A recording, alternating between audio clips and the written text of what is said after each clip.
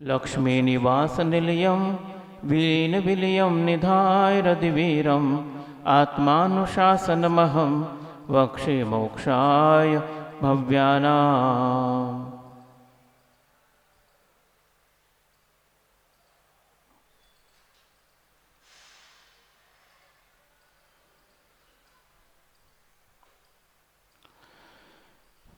विगत कुछ दिनों से हम सभी लोग इस बात पर विचार कर रहे हैं कि हमारे स्वयं के जिस क्वालिटी के परिणाम होते हैं, जिस प्रकार के परिणाम होते हैं, उसी प्रकार का कर्मों का बंध हमारी आत्मा के साथ होता है। तीव्र भाव होंगे तो तीव्र कर्मों का बंध होगा, उसका अनुभाग भी तीव्र पड़ेगा। और यदि मंद भाव होंगे तो कर्मों का मंद बंध होगा, अनुभाग मंद पड़ेगा। इस प्रकार की बातों का विचार चल रहा है। और वस्तुतः यह हमारे हाथ में है कि हम किस प्रकार के कर्मों का बंध करें, क्योंकि इसके अलावा हमारे पास कोई वस्तु नहीं है। क्या है आपके पास? केवल परिणामों के अलावा आपके पास और कोई वस्तु नहीं है। हम केवल परिणाम कर सकते हैं, परिणाम के अलावा हम और कोई क्रिया कर नहीं सकते हैं। इसीलिए आचार्य कहते हैं कि उन्हीं परिणामों को आप संभालते चले जाइए ताकि आपके जीवन में उन्नति के अवसर खुल सके। अनंत काल से हम पतन की ओर जा रहे हैं, वो केवल हमारे परिणामों का ही फल है। इसलिए हमारे हाथ में यदि वस्तु है तो केवल हमारे परिणाम है, बाकी कोई वस्तु हमारे हाथ की बात नहीं है। तो इसी प्रकार तीव्र और मंद परिणामों के बारे में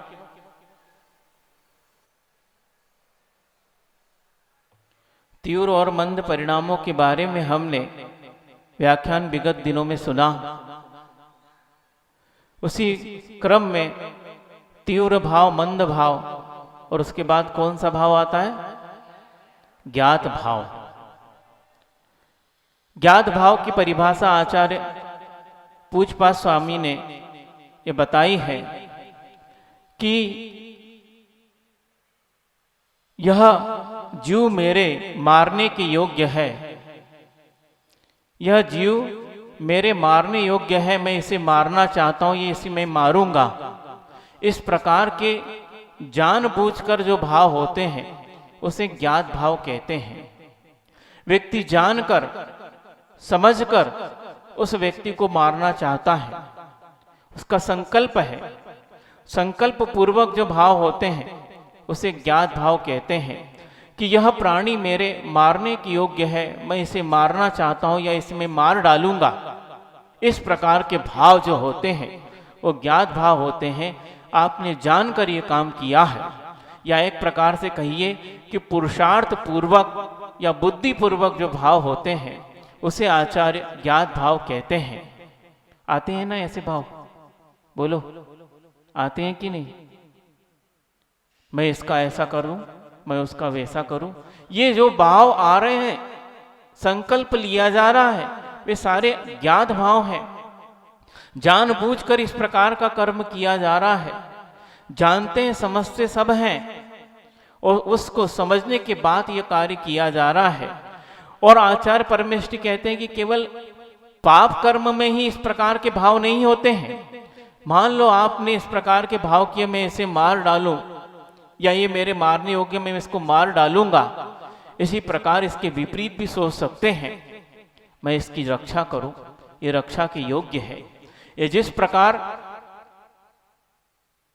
मेरी चेतना है उसी प्रकार इस सूक्ष्म जीव की भी चेतना है, या बड़े से बड़े जीव की भी चेतना है। जिस प्रकार मुझे दुख या कोई भी मेरा अहित करना चाहता है, या मेरा अहित होता है, या मुझे कोई भी कष्ट होता है तो मेरी चेतना को दुख होता है। उसी प्रकार यह भी प्राणी जो है सचेतन प्राणी है, प्राणों से युक्त है, इसकी आत्मा है, और यह भी उसी प्रकार के कष्टों का अनुभव करता है। इसीलिए मैं भी कष्टों का अनुभव करता हूं, यदि मुझे कोई पीड़ित करता है और मैं इसे पीड़ित करूंगा तो यह भी कष्ट का अनुभव करेगा, तो इसीलिए इसको मारना क्यों, इसकी तो रक्षा करना चाहिए। ये भाव नहीं आ सकते हैं? भाव तो ये भी है, ये भाव नहीं है क्या? भाव तो ये भी है। हम कसायों के उद्रेक में जिस प्रकार ये परिणाम कर लेते हैं, उससे महाकर्मों का बंध होता है बंधुओं। इसीलिए आचार्य ने कहा कि ये दोनों तरफ लगता है। जब बुद्धि पूर्वक हम पाप का संकल्प करते हैं तो बुद्धि पूर्वक हमें पुण्य कार्यों का संकल्प भी करना चाहिए कि मुझे ये कार्य करना है, ये कार्य मेरे करने के योग्य है। लेकिन होता इसके विपरीत है कि अत्यंत तीव्र कर्मों का उदय होता है और हम इस प्रकार के भाव कर लेते हैं जानबूझकर भी। आपके बीच का उदाहरण दे दें, वो तत्काल याद आ जाते हैं। आप नहीं करते होंगे लेकिन कई लोग करते भी होंगे, और करते भी हो तो भैया बताना नहीं, चुपके से आके बता जाना। कई बार ये होता ना, सबके सामने बताएंगे तो क्या होगा। एक पैकेट आता है, वो इतना सा बड़ा होगा, समझ रहे होंगे किसकी बात कर रहे हैं, और उस पर बड़े बड़े अक्षरों में लिखा है। और आजकल तो हम देख रहे मतलब लोगों ने बताया, उस पर चित्र भी बना आता है। किसी व्यक्ति का चित्र बना दिया, उसका गाल जो है ऐसा विभिन्न बना देते हैं, फाड़ दिया है। कौन से पैकेट की बात कर रहे हैं? जो 2 उंगली से ली जाती है, सिगरेट की बात कर रहे हैं। स्पष्ट लिखा है उस पे, क्या? इंजूरियस टू हेल्थ, ऐसा कुछ है ना, स्वास्थ्य के लिए हानिकारक है। मतलब ऐसा नहीं कि सामान्य हानिकारक है, अत्यंत हानिकारक है। और उस पर चित्र भी इसलिए बना दिया, पहले चित्र नहीं बना था, पहले केवल लिखा था। जब हम लोग घर में थे देखते थे तो वह केवल लिखा आता था, पर बाद में देखा चित्र भी इसलिए बनाए क्योंकि अत्यंत इसके जो है केस बढ़ते जा रहे थे। तो हो सकता सरकार ने ये नियामक कर दिया, चित्र भी बना कर दे ताकि समझ में आ जाए। क्या समझ में आएगा? चित्र बना दो, चाहे सामने व्यक्ति को भी खड़ा कर दो, हम नहीं सुधरेंगे। वो क्या है, कहावत आती ना, पंच मंजूर पंचायत मंजूर, पर नाला तो उती से बहे है। सब मंजूर है हमको।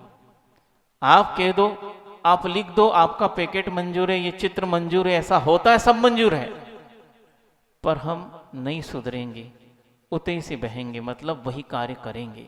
इसको कहते ज्ञात भाव। समझ रहे, जान रहे, बूझ रहे हैं, यह कार्य मेरे प्राणों का हरण करने वाला है, यह मेरी मृत्यु का कारण है। लेकिन उसके बाद भी हम, और कई लोग ऐसे होते चेन स्मोकर बोलते हैं। चेन स्मोकर अर्थात हाथ से वो चीज छूटती नहीं, एक पर एक सीरियल चलता जाता है। चेन मतलब चलती जैसी चेन होती, एक में एक कड़ी में दूसरी कड़ी, दूसरी में तीसरी कड़ी, इस प्रकार एक दूसरे को स्पर्शित होती है। इसी प्रकार चेन स्मोकर होते हैं, दिन में 5-5, 6-6 पैकेट भी समाप्त हो जाते हैं। इस प्रकार का कार्य होता है, लेकिन उन्हें आज तक बुद्धि नहीं आ पा रही है। और बुद्धि तो है, ऐसा नहीं है, बुद्धि पूर्वक ये कार्य किया जा रहा। पता नहीं कौन सा कर्म इस प्रकार उन्हें प्रेरित कर रहा है, कितना प्रगाढ़ कर्म होगा, सोचिए, जानबूझकर। और गुटखा भी आता ना, गुटखा बोलते उसको आप लोग, स्पष्ट लिखा है उस पे भी। लेकिन ये सब चीजें हमारे जीवन में ऐसी आदत हमको इसकी हो गई, इस प्रकार वो प्रवेश कर गई। कई लोग कहते हैं महाराज जी खाना ना मिले 10 दिन चल जाएगा, 10 उपवास कर सकते हैं, 1 महीने के भी उपवास कर सकते हैं, लेकिन 1 सेकंड के लिए भी इसके बिना जीवित नहीं रह सकते। ऐसी तड़फ होती है, ऐसी वेदना होती है। लोग बोलते वेदना नहीं है, अंदर की वासना इतनी गहरी है, हमारा मोह इतना गहरा है कि उसके बिना हमारा जीवन चल नहीं पाएगा। इस प्रकार का भ्रम हो गया है हमें, हमारी बुद्धि ही इस प्रकार की पलट गई है। उन कर्मों ने हमारी बुद्धि को पलट दिया है। और मात्र कर्म का भी इसमें दोष नहीं है, हमारी स्वयं की अज्ञानता, पुरुषार्थहीनता है। और पुरुषार्थ तो कर रहे हैं, लेकिन विपरीत दिशा में कर रहे हैं। इसीलिए आचार्य कहते हैं कि ज्ञात भाव इस प्रकार होते हैं। जब इस प्रकार के ज्ञात भाव आप चलाकर करते हैं, जानबूझकर करते हैं, तो अच्छे कार्यों को क्यों नहीं जानबूझकर हम करते हैं? उसमें भी तो ज्ञात भाव है। बुद्धि पूर्वक, संकल्प पूर्वक इस जीवों की रक्षा करना योग्य है, क्योंकि इन जीवों की रक्षा करने के बहाने मैं अपनी स्वयं की रक्षा कर रहा हूं, उनकी रक्षा नहीं कर रहे हम। उनका आयु कर्म उनके ऊपर डिपेंड है। अब ये बात कहेंगे तो कुछ कुतर्क भी लगा सकते हैं, उसके लिए भी जवाब देंगे कि आयु कर्म सबका अपना अपना है, और जब तक आयु कर्म रहेगा तब तक कोई किसी को मार नहीं सकता। जिसका जितना आयु कर्म है, अकाल मृत्यु भी बीच में होती है किसी निमित्तों को मिलकर, लेकिन जब तक पूर्ण आयु कर्म की उदीर्णा नहीं हो जाएगी, यह हमारा आत्म तत्व वर्तमान कालिक आयु कर्म से रिक्त नहीं हो जाएगा, तब तक इस प्राणों का हरण नहीं हो सकता। ये बात पक्की है। तो कई लोग कुतर्क करते हैं, महाराज जी सबकी आयु अपनी अपनी है, और आप कह भी रहे हो कि आयु कर्म का जब तक समाप्त नहीं होगी तब तक ये जीव मर नहीं सकता है, तो फिर काय की रक्षा की बात? मान लो हम पांव भी रख देंगे और उसका आयु कर्म प्रबल होगा तो बच जाएगा, है ना? कोई बात नहीं। तुम ऐसा सोच रहे हम एक हाथी बुलाते हैं और तुम्हारे ऊपर पैर रखवाते हैं, चिल्लाइयो नहीं है? नहीं चिल्लाओगे? हम अपने ऊपर प्रैक्टिकल नहीं करना चाहते, दूसरे के ऊपर। विज्ञान भी यही कर रहा है ना। कई लोग वैज्ञानिक जो है दवाइयां बनाते हैं, बहुत ऊंचे ऊंचे रोगों की दवाइयां बनाते हैं, लेकिन अज्ञानता ये करते, क्या करते मालूम है? स्वयं अपने ऊपर प्रयोग नहीं करते हैं। भाई हम चटक गए तो क्या होगा? काहे पे करते हैं? बिल्कुल मूक जानवर प्राणियों पर वो प्रयोग करते हैं। क्यों कर रहे हैं? हमें अपने प्राणों की चिंता है, तो दूसरे की नहीं है। दूसरा प्राणी नहीं है, उसके पास 10 प्राण नहीं है, चेतना नहीं है। हो सकता है बंधुओं कि आप तो, हो सकता है, मैं कह नहीं रहा, लेकिन हो सकता है ऐसा कि आप तो अपने अंदर नरकायु का सत्व लेके बैठे हो, और वह छोटा सा सूक्ष्म प्राणी भी पंचम गुण स्थानवर्ती हो और देव आयु का बंध कर चुका हो, ऐसा भी हो सकता है। और हो सकता है कि वह देव बनने के बाद वहां पर अपनी आयु पूर्ण करके पुनः मनुष्य बन जाए और उसी भव से मोक्ष चला जाए। ऐसा आसन्न भव प्राणी भी हो सकता है, जिसके लिए हम बुरा सोच रहे हैं। तो बंधुओं, यह आचार्य परमेष्टि का कथन है कि अपने परिणामों को अच्छे कार्यों में भी बुद्धिपूर्वक लगाइए। जैसे पाप कार्यों में बुद्धिपूर्वक लगाते महातीव्र कर्म का बंध होता है, तो अच्छे कार्यों में भी लगा सकते हैं कि मेरे जीवन का कर्तव्य क्या है, मैं मनुष्य बना हूं, मेरे में मनुष्यता है कि नहीं। टटोल कर देखिए अपने आप को, अपने भावों को। कोई दूसरा नहीं टटोलने आएगा। आपकी क्रियाओं को देखकर कोई व्यक्ति आपके भावों का अनुमान नहीं लगा सकता है। केवल ज्ञानी तो लगा सकते हैं, लेकिन सामान्य प्राणी आपके परिणामों का अनुमान नहीं लगा सकता है। आप भली अच्छी क्रिया कर रहे हैं, लेकिन हो सकता है अंदर कुछ और परिणाम बह रहे हो, यह हम कह नहीं सकते हैं। इसीलिए आप स्वयं अपने आप को टटोलिए, कोई दूसरा आपको टटोल नहीं सकता। आपकी क्रियाओं को देखकर हो सकता है कोई आपको पूज्य मान ले या आपको सम्मान की दृष्टि से देख ले, लेकिन आप स्वयं अपने परिणामों को जान सकते हैं।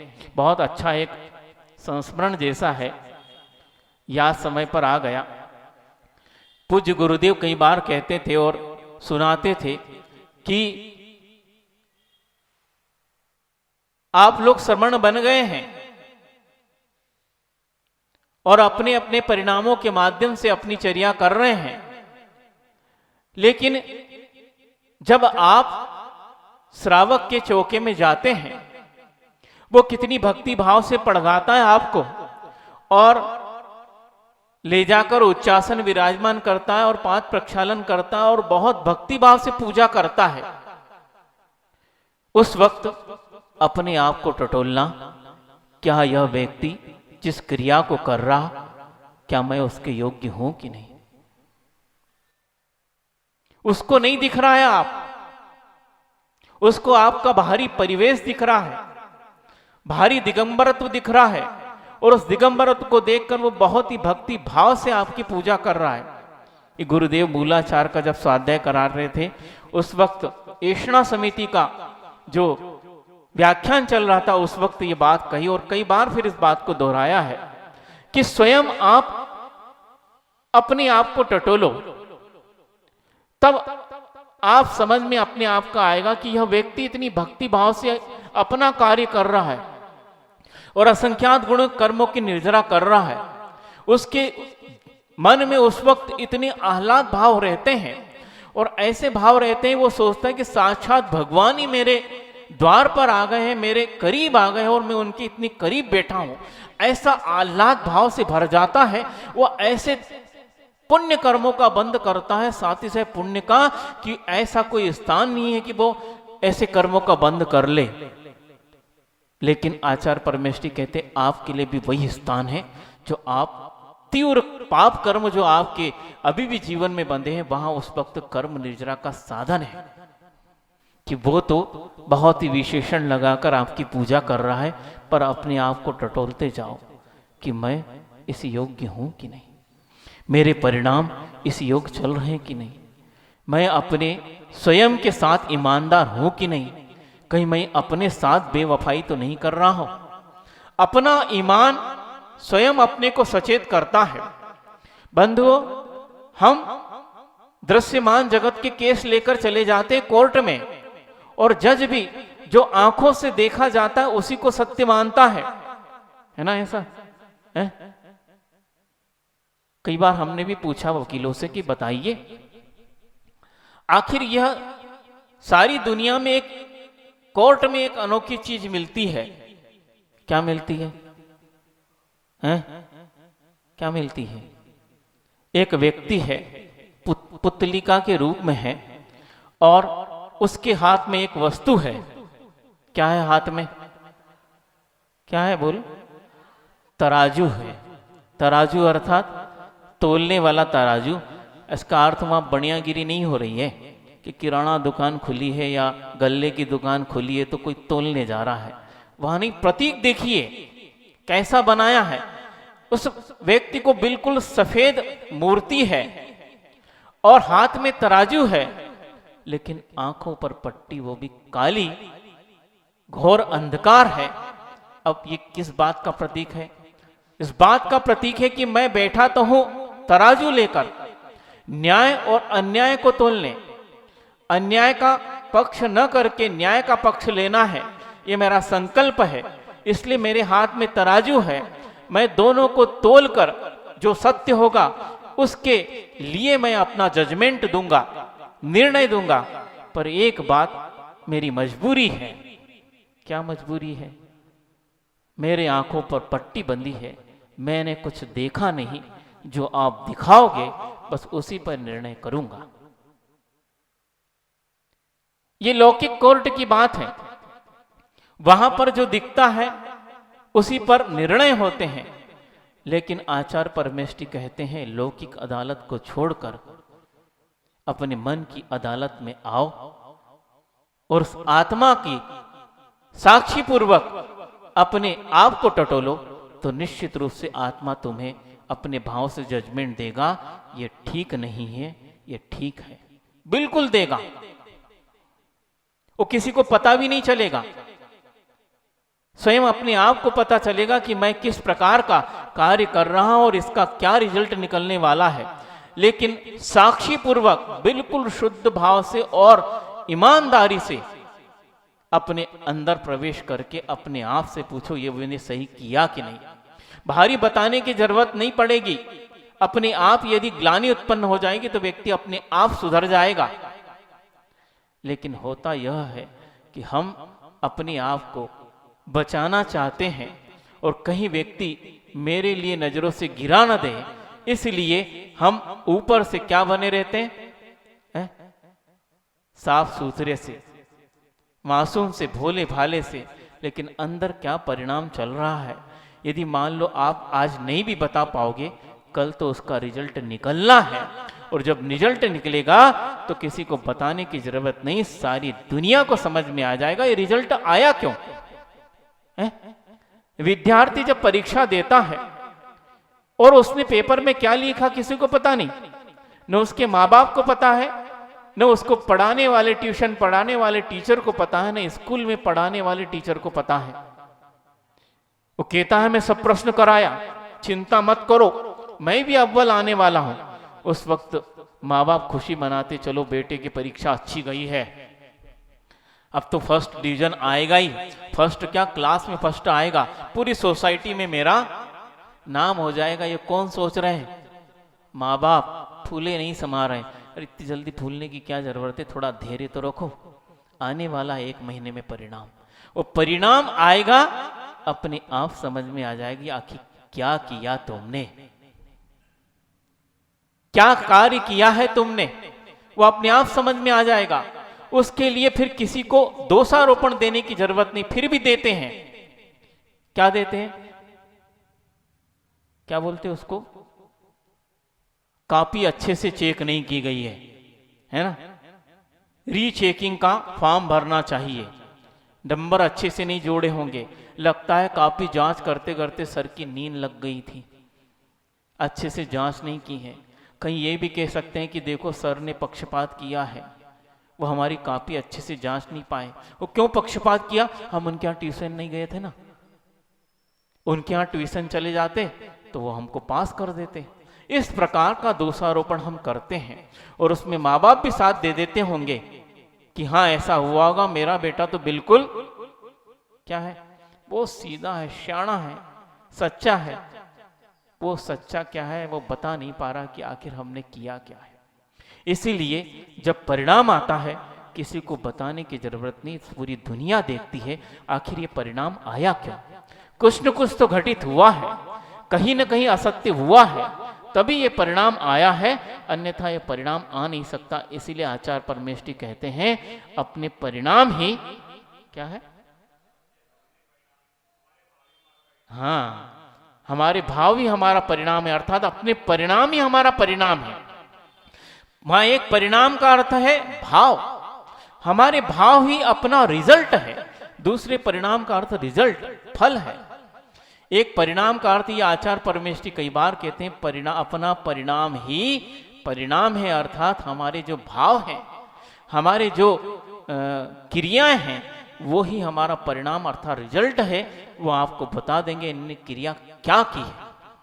हमारा वर्तमान हमारे अतीत को उजागर करता है, करने की जरूरत नहीं है, किसी को बताने की जरूरत नहीं। जो आपका वर्तमान चल रहा है वो आपके अतीत को उजागर कर रहा है कि आपने अतीत में कौन से कार्य किए हैं, वो वर्तमान में आए बिना रहेंगे नहीं। हाँ, छुपाने योग्य आप छुपा सकते हो, लेकिन जो छुपा नहीं पाओगे वो सारी दुनिया के सामने आ जाएंगे कि आपने ये कार्य किया है, इसलिए ये हो रहा है। थोड़ा धैर्य रखना पड़ेगा, आएंगे जरूर। हमने कुछ दिन पहले कहा था ना, पाप का घड़ा बहुत छोटा होता है, बहुत बड़ा नहीं होता है, कब भर जाएगा पता ही नहीं चलेगा और ओवरफ्लो हो जाएगा, और ओवरफ्लो की जगह यदि नहीं रही तो फूट जाएगा और सब में बह जाएगा और सबको दिख जाएगा कि ये है, ये करतूत की है इनने। इसीलिए बंधुओं समझो, ज्ञात होकर भी यदि नहीं समझ पा रहे हो तो आप कौन समझाएगा। आप जान रहे हैं मैं पाप क्रिया कर रहा हूं, आप जान रहे सुन भी रहे कि ये पाप है, लेकिन फिर भी हम उस गर्त में फंसे जा रहे हैं। आप कौन आपको समझाएगा। सूर्य कहता है मैं पक्षपात के बिना संचरण करता हूं, मैंने आज तक पक्षपात नहीं किया है। जब निकला हूं, यदि बादलों ने नहीं ढका है, और जब निकला हूं स्वच्छ आकाश में, ऐसा कोई कोना नहीं छोड़ा मैंने जहां अपनी किरणों को नहीं पहुंचाया है। सब दूर मैंने अपनी किरणों को पहुंचाया और सब में प्रकाश बांटा है। अब भोले प्राणी, यदि तुम अपनी खिड़की बंद करके बैठो तो मैं तुम्हारी खिड़की को खोलने के लिए जिम्मेदार नहीं हूं। चोर तो तुम्हारा दरवाजा खटखटा सकते हैं, मैं चोर नहीं साहूकार हूं। मुझे लेना है तो तुम्हें पुरुषार्थ करना पड़ेगा। यदि तुम खिड़की बंद करके बैठे हो और सूर्य को दोष दो, देखो मेरे यहां किरणें नहीं भेजी हैं, पड़ोस में भेज दी है, हैं? पड़ोसी ने कुछ अर्घ चढ़ाया होगा सूर्य देवता को, उसकी पूजा की होगी, इसलिए उसके यहाँ किरणें भेज दी और मेरे यहाँ नहीं भेजी। और कितनी कड़ाके की ठंड है और ठंड से हम कांप रहे हैं। अरे भले आदमी, अज्ञानता कहां हो गई है? बोलो बोलो तो। खिड़की नहीं खोली ना, इसलिए नहीं आ पा रही। और हमें लगता है कि आज तक तुम खुरई वालों ने भी अपने दिल की खिड़की नहीं खोली है, इसलिए इतना सुनने के बाद भी वहीं के वहीं डटे हो, है ना? नहीं डटे हैं, वहीं के वहीं हैं जहां से चले थे।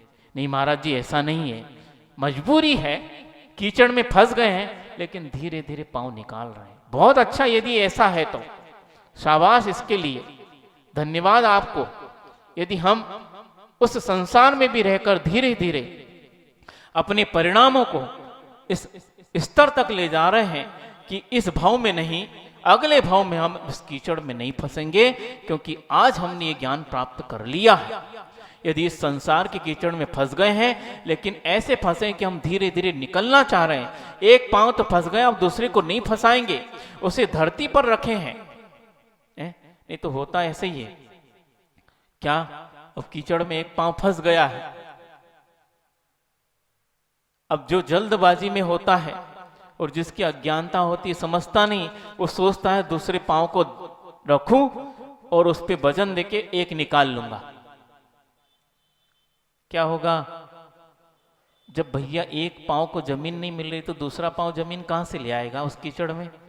वो कीचड़ है, दलदल है, उसमें सतह नहीं है, अर्थात ठोस सतह नहीं है। जब एक पांव को यह एहसास हो गया तो वह समझदार व्यक्ति दूसरे पांव को उसी धरती पर टिका कर रखता है कि इसको भी इधर ले आया तो मेरा तो जीवन ही डूब जाएगा, अब कीचड़ में नीचे धंसता ही चला जाऊंगा। पर एक पांव यदि धरती पर टिका के रखा है तो निश्चित रूप से जितना फंसा उतना ही फंसा रहूंगा, क्योंकि मेरा ज्यादा वजन धरती वाले पांव पर रहेगा और देता रहूंगा तो ये पांव ज्यादा नीचे नहीं जा पाएगा। यही है ना? नहीं हो तो प्रैक्टिस एक बार करके देख लेना, नहीं तो हाव कह दो। ऐसा ही है ना? ऐसा ही है। महाराज जी आपको कैसा अनुभव है? पूज्य बड़े महाराज जी ने कल नहीं परसों क्या सुनाया था ना? क्या आचार्य महाराज कहते ना आपको वैराग कैसे हो गया? कल सुनाया था। हाँ, कैसे हो गया आचार्य महाराज को वैराग? तुम लोगों के लटके हुए सूखे हुए चेहरे देखकर कि क्या अनुभव कर रहे हो, ऐसे हो गया था। इसी प्रकार आप लोगों को देखकर ये समझ में आ गया कि कीचड़ में एक पैर फंसा है तो क्या अनुभव होता है। तो इसी प्रकार यदि एक पैर फंस गया तो वो ज्ञानी प्राणी जिसे समझ में आ जाता है कि मेरा पैर फंसा है, अभी निकालने के कोई जुगत काम नहीं करेगी, कोई भी टिकड़म भिड़ा लो काम नहीं करेगी। टिकड़म तो यही है कि जो एक पार धरती पर साबुत बचा है उसको बचा के रखो।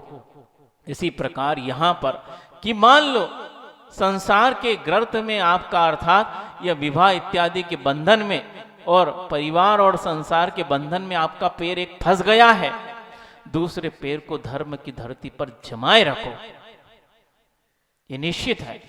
उस धर्म की धरती पर दूसरा पैर जमेगा। एक पैर संसारी रूपी परिवार मतलब कीचड़ में, संसारी क्रियाओं के कीचड़ में है, तो दूसरे पैर को धर्म की धरती पर रखे रखो। कब तक? जब तक इस पैर को निकालने की शक्ति आप में ना आ पाए तब तक। कब तक करेंगे महाराज जी? कब तक करेंगे? भैया कर का है लो, हमने कही थी का कर लिया है तो तब तक जब तक आपकी शक्ति ना आ जाए कि मैं इस पैर को जो धरती पर रखा है उसको और मजबूती से रखकर इस पैर को जब तक कीचड़ से निकाल न लूं, उखाड़ न लूं, तब तक उसको छोड़ना नहीं।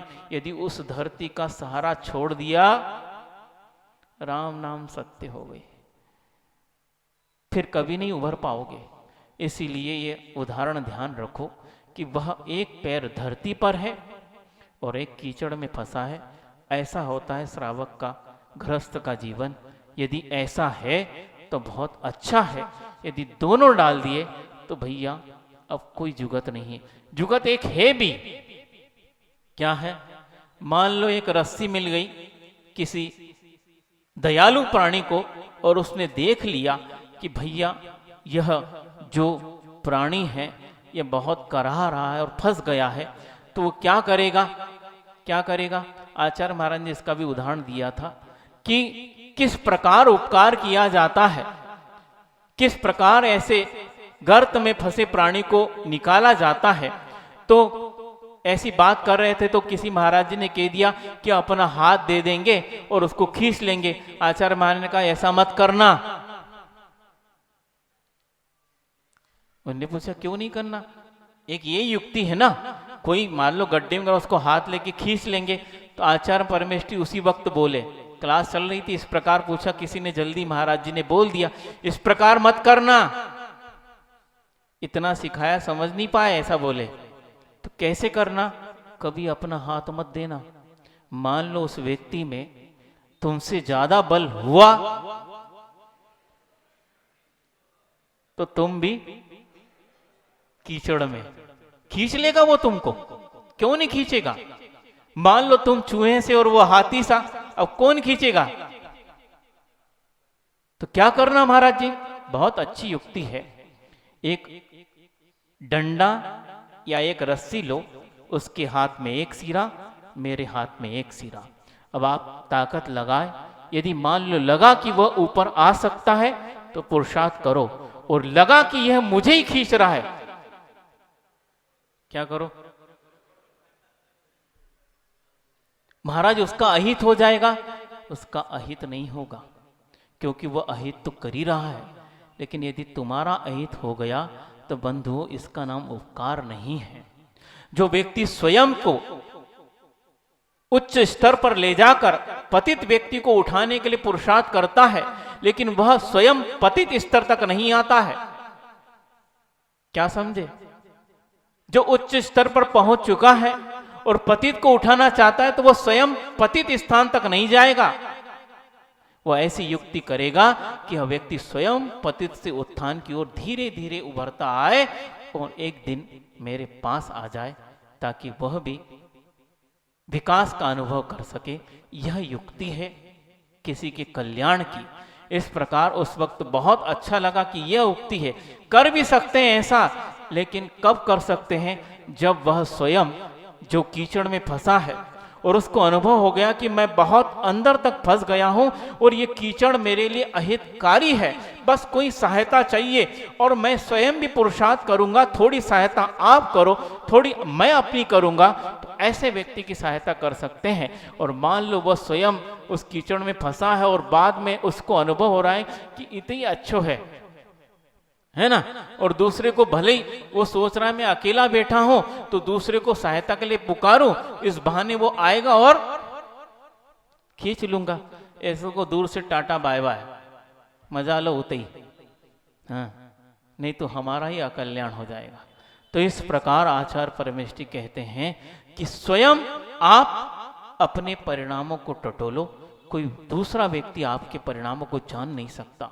वो आप जान रहे हैं, ये ज्ञात भाव है, आप समझ रहे हैं मेरे परिणाम इस क्वालिटी के हो रहे हैं और इन्हीं परिणामों के माध्यम से इस प्रकार का कार्य कर रहा हूं, इसलिए ये ज्ञात भाव माना जाता है। इसको पुरुषार्थ पूर्वक बदलो। पुरुषार्थ पूर्वक जब अहित का भाव आ रहा है तो पुरुषार्थ पूर्वक हम स्वयं के हित का और दूसरे के हित का भाव ला सकते हैं।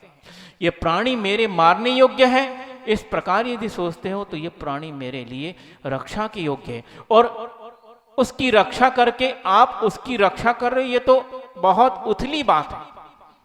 उथली मतलब बहुत ही ऊपर ऊपरी की बात है कि मैंने उसकी रक्षा की। तुमने क्या रक्षा की उसकी? ये कार्य तो किया है, पर सोचो तुमने अपने ऊपर क्या उपकार किया है, क्या उपकार किया है। आचार्य परमेष्ठी कहते हैं कि व्यक्ति के मन में उत्पन्न होने वाले जो विकार भाव है, उनके माध्यम से उस व्यक्ति की मृत्यु हो चुकी है। क्या? जिस व्यक्ति के मन में जो विकार उत्पन्न होते हैं, राग भाव, द्वेष भाव, काम भाव, ईर्षा भाव, ये जितने भी विकार भाव है, जो संसार की वृद्धि के कारण है, ये जब भी अपनी आत्मा में उत्पन्न हुए, जिसकी आत्मा में उत्पन्न है उस व्यक्ति का उसी वक्त मरण हो जाता है, जिसको आत्महत्या बोलते हैं। आत्महत्या तो महाराज जी उसको बोलते हैं, किसको? जो मतलब किसी भी निमित्त को लेकर अपना आयु का क्षय कर ले, वो तो बहुत उथली बात है। यह व्यक्ति जो जीवित हो रहा है, जीवित अपने आप को मान रहा है और जी रहा है, आचार्य कहते हैं उस वक्त उसने अपनी आत्मा की हत्या कर ली, जिस वक्त उसके मन में राग परिणाम हुए, जिस वक्त उसके मन में द्वेष परिणाम हुए, जिस वक्त उसके मन में विकार के भाव हुए, उसी वक्त उस व्यक्ति की, उस आत्मा की मृत्यु हो गई। उसका शरीर जी रहा है तो जी सकता है, क्योंकि आयु कर्म उसके पास है और वो जी रहा है, उस शरीर को जिला रहा है, लेकिन आत्मा की हत्या तो कर दी, क्योंकि राग द्वेष रूप परिणाम उत्पन्न होना ही हिंसा है। क्या कहा, कितनी सूक्ष्म है बात। ऐसा वर्णन किसी और दर्शन में मिलना बहुत मुश्किल है। ये जैन दर्शन इतना वैज्ञानिक, इतना सूक्ष्म है कि उसको तत्वों पर विचार करते तो अपने आप आह्लाद उत्पन्न होता है कि कैसी बात कही है कि अपने अंदर विकार उत्पन्न होना ही हिंसा है। दूसरे को मारने जाओ अथवा न जाओ, पहले स्वयं अपनी हत्या कर लेते हो, अब दूसरे को मार के क्या बड़ा काम कर लिया बताओ। जब हमारे अंदर ये परिणाम उत्पन्न हुए कि मुझे इसे मारना है, उसी वक्त आपकी हत्या हो गई। अब मुर्दा व्यक्ति मारने जा रहा है, लज्जा नहीं आती? कौन मारने जा रहा है? कोई बलशाली नहीं जा रहा है, मुर्दा व्यक्ति जा रहा है। कई बार युद्ध में देखते हैं, क्या देखते हैं, क्या एक व्यक्ति की जो है गर्दन तो उड़ गई है, किसी ने तलवार से उड़ा दी, लेकिन अभी भी उसके हाथ में तलवार है और वह अभी भी युद्ध कर रहा है। ये क्या हुआ? गर्दन तो उड़ गई है, लेकिन फिर भी वो चल रहा है। कैसे चल रहा है? इस प्रकार के संस्कार है, अभी आत्म प्रदेश एकदम उसके शरीर से निकल नहीं पाए हैं, और वह व्यक्ति जो है अभी भी उस क्रूर भाव में अपनी तलवार हवा में चला रहा है। उसको कुछ दिख नहीं रहा है, लेकिन फिर भी चला रहा। उसी प्रकार ऐसे आपके परिणाम हैं कि आपने अपनी हत्या तो कर ली है, ऐसे भाव उत्पन्न हुए हत्या कर लिए। और कब हो जाती है अपनी हत्या? अभी हत्या आपको दूसरे की करना नहीं, आप प्रोग्राम बना रहे हैं। क्या है? 3 प्रकार के आते हैं ना, संभरंभ, समारंभ, आरंभ। अभी प्रोग्राम बना रहे हैं, करना है। कैसे कर पाएंगे? उसका सामान जुटा रहे हैं। सामान जुटा लिया, अब प्लानिंग बनेगी कि कैसे कब क्या करना है। ये सब अचानक नहीं हुआ, महीनों लग सकते हैं, सालों लग सकते हैं। आतंकवादी जो है सीमा पर बैठे हैं, वो सालों से प्लानिंग बनाते हैं, कब अटैक करना, कहां अटैक करना है। मतलब वह सारे मुर्दा लोग काम कर रहे हैं। क्या समझे? कर रहे हैं कि नहीं? क्या बचा उनके? जब उनने सोच लिया इस नगर को, इस देश को उड़ाना है, इतनी जगह बम पटकना है, जिस दिन उनके दिमाग में आया उसी दिन उनकी हत्या हो गई, उनकी आत्मा उसी वक्त मर गई। अब शरीर से जीवित होकर सारे मुर्दा लोग एक साथ प्लानिंग बनाते हैं। ये बड़ी निर्लज्जता की बात है बंधुओं, हम मर गए फिर भी इस प्रकार कार्य कर रहे हैं। इसलिए अपने अंदर पाप के भाव उत्पन्न होना ही अपनी हिंसा है। अब मान लो प्लानिंग तो बना ली, सारा नक्शा तैयार हो गया, लेकिन अचानक इंटेलिजेंस को पता चल गया। कौन सी भारत में काम करती? आईबी, रॉ भी है एक, आईबी भी है, रॉ भी है। जो एजेंसी सीबीआई तो देश में ही काम करती है और अंतर्राष्ट्रीय पे रॉ करती है या आईबी करती है। जो भी हो, एजेंसियां हैं जो अपने एजेंट विदेशों में रखकर वहां की क्या प्लानिंग चल रही पता करती है। तो ऐसा किसी को पता चल गया और उनकी प्लानिंग किसी ने फेल कर दी और वह बम पटक नहीं पाए, तो सारे अहिंसक माने जाएंगे, है ना? सिर हिला रहे हो, बोलो। उनने प्लानिंग तो पूरी की है और कार्य करना पूरा था ही, लेकिन मान लो किसी एजेंसी ने उनकी पूरी प्लानिंग फेल कर दी और जो करना चाहते थे उन सारे लोगों को पकड़ लिया। अब लोग आश्वस्त हो गए, कोई बात नहीं, हमें पाप का बंध नहीं हुआ, है ना, क्यों कार्य तो हुआ नहीं। बोलो तो, यहां तो सब जीवित बैठे ना। जो काम करते वक्त पाप का बंध होना था उतना तो उनने कर ही लिया है, क्योंकि करने में कोई आगे पीछे सोच नहीं रहे थे। वो तो किसी अच्छे व्यक्ति ने उनके कार्य को फेल कर दिया है, इसलिए मजबूरी बस पीछे हटना पड़ा। लेकिन उनने कर्म बंद कर लिया उतना जितना पाप पटकने के बाद लगता, उतना बंद और उससे ज्यादा कई गुना बंद और कर लिया, क्योंकि प्लानिंग फेल होने के बाद और ज्यादा तीव्र कषा उत्पन्न हुई होगी। तो ये कार्य तो करते चले जा रहे बंधुओं। इसलिए इस प्रकार हम ज्ञात भाव के बारे में समझे कि निश्चित रूप से हम जानते भी है, कई कार्य हम घर में ऐसे करते हैं, जानते कि इस प्रकार होगा, लेकिन कभी उसके द्वारा सोचा नहीं। बहुत से ऐसे कार्य हैं आपके घर में जो आप जानते हुए बूझते हुए भी, लेकिन उन कार्यों को कभी सीमित नहीं करते। ऐसे गृहस्थी के बहुत से कार्य है, जैसे मान लो आप कपड़े धोते हैं, अब पता है कि उसमें जो मटेरियल डला है वो जब हमारी आंखों में पहुंच जाए, एक बार करके देख लेना, क्योंकि इस प्रकार जब तक हमको अनुभव नहीं होता ना, तब तक हम दूसरे के बारे में सोचते नहीं। जब हमको पीड़ा हो जाती है तब हम सोचते दूसरों को भी इतनी ही पीड़ा होती होगी। तो आज प्रैक्टिकल करके देख लेना। वो सर्फ, क्या बोलते हैं, सर्फ हो ना, उसको थोड़ा आंख में लगा के देखना, है ना, या कहीं पर कट गया है वहां पर लगा के देखना। नहीं नहीं नहीं, क्यों नहीं नहीं नहीं, है महाराज जी, पहले भी आपने कहा था अपने ऊपर प्रयोग नहीं कर सकते, दूसरे पे जरूर कर सकते हैं।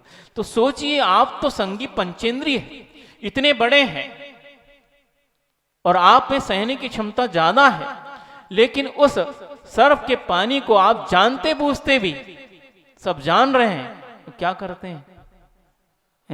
महाराज जी, हम बिल्कुल अच्छे से इकट्ठा करते हैं, जैसे बिलछानी इकट्ठी करते हैं और उसको उसी कुएं में डाल के आते हैं जिस कुएं का पानी है। हम अहिंसक हैं, ऐसा करते हैं। उस सर्फ का पानी भी इकट्ठा करके ऐसी जगह जहां जीव न हो, ऐसी जगह फैलाते हैं।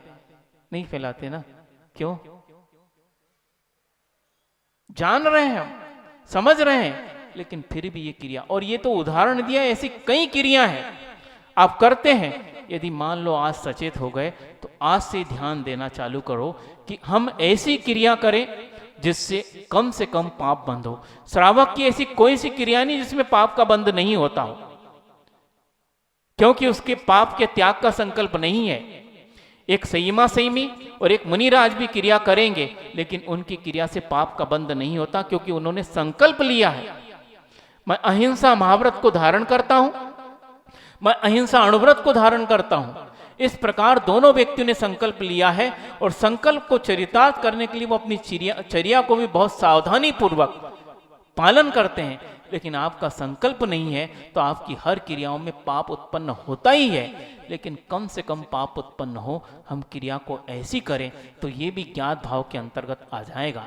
जब आप जानकर इस प्रकार की क्रिया कर रहे हैं तो उससे पाप का बंध हो रहा है, और जब आपको जानबूझकर क्रियाओं को सीमित करेंगे तो पाप का बंध कम होकर पुण्य का बंध चालू हो जाएगा, और पाप की निर्जरा भी उसके साथ चालू हो जाएगी। ज्ञात भाव को दोनों तरफ लगाना, क्योंकि पहले ही हमने कहा था कि अपने परिणाम पुण्य और पाप दोनों को बंद करने वाले हैं।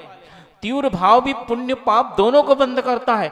अच्छे भाव तीव्र करो, यदि अल्लाह पूर्वक भगवान की पूजा करो। सुनते हैं रावण के बारे में,